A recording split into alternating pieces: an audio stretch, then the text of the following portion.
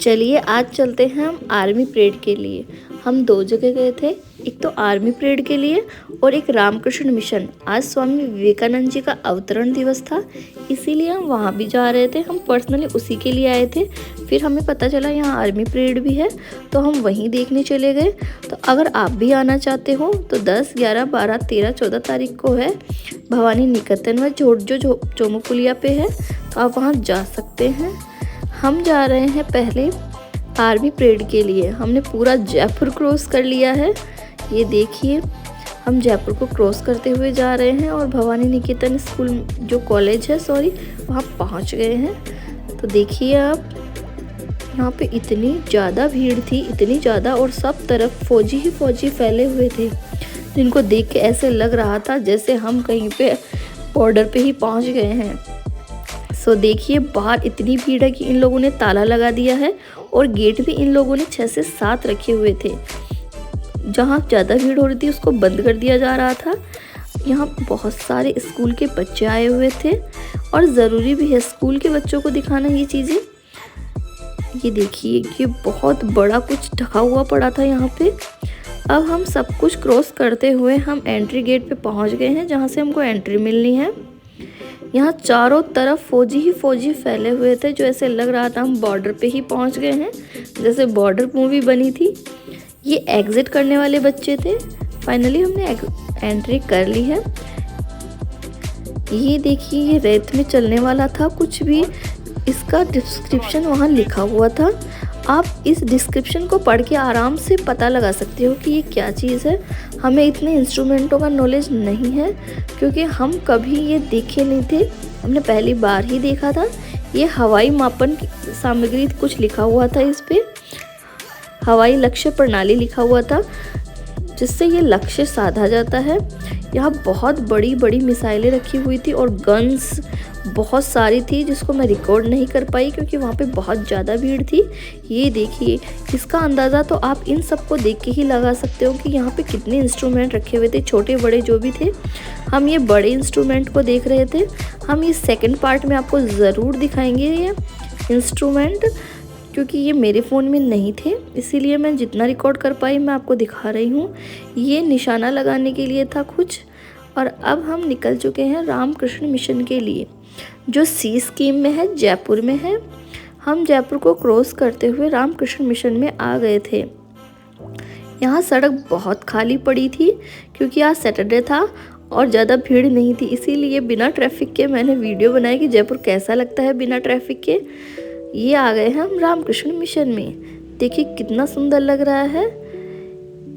यहाँ पे जितने भी लोग जुड़े हुए हैं उनको पता होगा कि रामकृष्ण मिशन कहाँ पे है और ये आज क्या है। आज स्वामी विवेकानंद जी का अवतरण दिवस था, इसीलिए हम यहाँ पे आए थे। यहाँ पे फूलों की बहुत ही सुंदर सुंदर क्यारियाँ थी। यहाँ पे ज़्यादा लोग इकट्ठे नहीं थे जब हम गए थे, क्योंकि पूजा भी स्टार्ट नहीं हुई थी, पूजा स्टार्ट होने ही वाली थी। देखिए पंडित जी ने पूजा स्टार्ट कर दी है। मैं आपको इसमें एक एक चीज़ दिखाऊंगी कि ये लोग कैसे पूजा कर रहे थे। ये 3 मूर्ति, 2 फोटो और एक मूर्ति लिखी हुई थी। जो फर्स्ट फोटो थी वो स्वामी विवेकानंद जी की थी। सेकंड रामकृष्ण परमहंस जी की थी, जो स्वामी विवेकानंद जी के गुरु थे। ये लास्ट में रखी हुई थी जो माँ शारदा देवी की थी। इनकी पूजा की जा रही थी क्योंकि आज स्वामी विवेकानंद जी का अवतरण दिवस था, अर्थात बर्थडे था। अपनी भाषा में इनका बर्थडे था। यहाँ पूजा की तैयारी वहाँ से समेट के ये लोग हवन के लिए बैठ गए थे और हवन बिल्कुल वैसा हो रहा था जैसे हम नॉर्मली करते हैं, लेकिन ये जो आहुति दे रहे थे वो घी में पान के पत्ते थे या बील पत्र के पत्ते थे, उनको मिला के दे रहे थे। और लास्ट में इन्होंने हवन को बंद करने के लिए अर्थात बुझाने के लिए इन्होंने दही का प्रयोग किया था, जो मैंने पहली बार ही देखा था। तो आप भी देख सकते हैं ये दही या दूध से ये हवन कुंड को बुझा रहे थे। देखिए बिल्कुल इन्होंने आहुति ऐसे दी है जैसे पूजा को ये समाप्त कर रहे थे वहाँ हवन कुंड की को। और ये आरती चालू हो गई थी।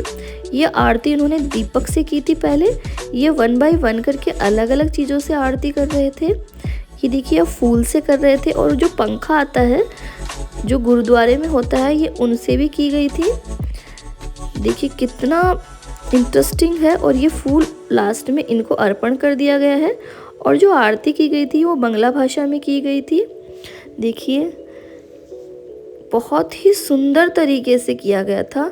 ये देखिए पंखा ये अब कर रहे हैं। अब हम सब बाहर निकल गए थे पूजा समाप्त होने के। लास्ट में हमने पुष्पांजलि भी दी थी।